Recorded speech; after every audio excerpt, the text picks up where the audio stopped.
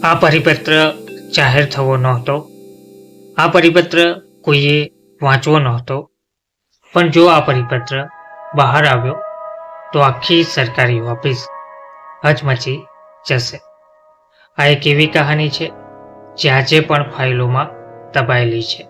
નમસ્કાર મિત્રો, આજની જે સસ્પેન્સ સ્ટોરી છે, એક ગુપ્ત પરિપત્ર અને સરકારી ઓફિસનું રહસ્ય.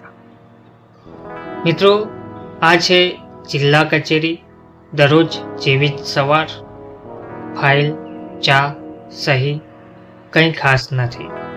પણ આજે ઓફિસના ચહેરા પર અજાણી ચિંતા છવાયેલી હતી, કારણ કે એક ફાઇલ ગાયબ હતી.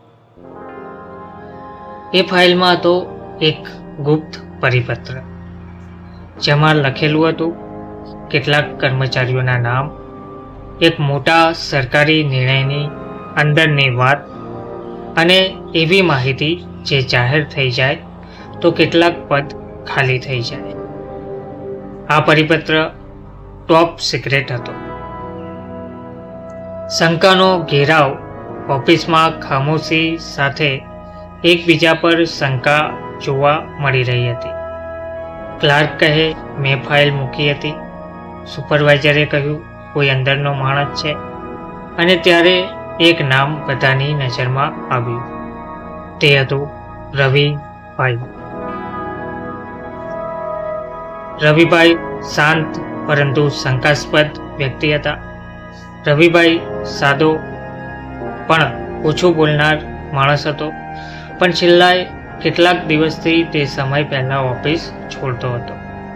એના ટેબલ પર એ જ ફાઇલ આવતી હતી. શંકા ઘેરી બનતી ગઈ.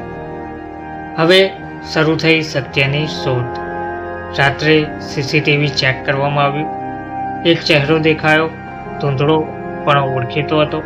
સવાર થતાં જ રવિભાઈને બોલાવવામાં આવ્યા. ઓફિસમાં સન્નાટો છવાઈ ગયો. ત્યાર પછી થયો મોટો ખુલાસો. રવિભાઈ શાંત અવાજે બોલ્યા, હું ચોર નથી. આ પરિપત્ર મેં જરૂરથી છુપાવ્યો હતો, પરંતુ હું ચોર નથી. કારણ કે જો આ પરિપત્ર બહાર આવ્યો હોત તો નિર્દોષ કર્મચારીઓ નોકરી ગુમાવી દેત. એ પરિપત્રમાં ખોટી માહિતી હતી અને રવિભાઈ પાસે સાચા પુરાવા હતા. આખરે આવી નિર્ણયની ઘડી. ઉચ્ચ અધિકારીઓને બોલાવવામાં આવ્યા. ઉચ્ચ કક્ષાએ તપાસ થઈ. સત્ય બહાર આવ્યું. પરિપત્ર આખરે જે હતો તે રદ થયો અને રવિભાઈ આજે પણ ઓફિસમાં કામ કરે છે. પણ હવે લોકો એમને અલગ નજરે જુએ છે. એ પરિપત્ર ગુપ્ત હતો, પણ સત્ય એથી પણ વધારે ગુપ્ત હતું. દરેક સરકારી ઓફિસમાં ફાઇલથી વધારે ઈમાનદારી મહત્વની હોય છે. તો મિત્રો, તમને શું લાગે છે? રવિભાઈ સાચા હતા કે પછી નિયમ તોડનાર? કોમેન્ટમાં જરૂરથી જણાવજો. ગુજરાત કથા એન્ડ ન્યૂઝ, જ્યાં ન્યૂઝ પણ છે અને રહસ્ય પણ છે.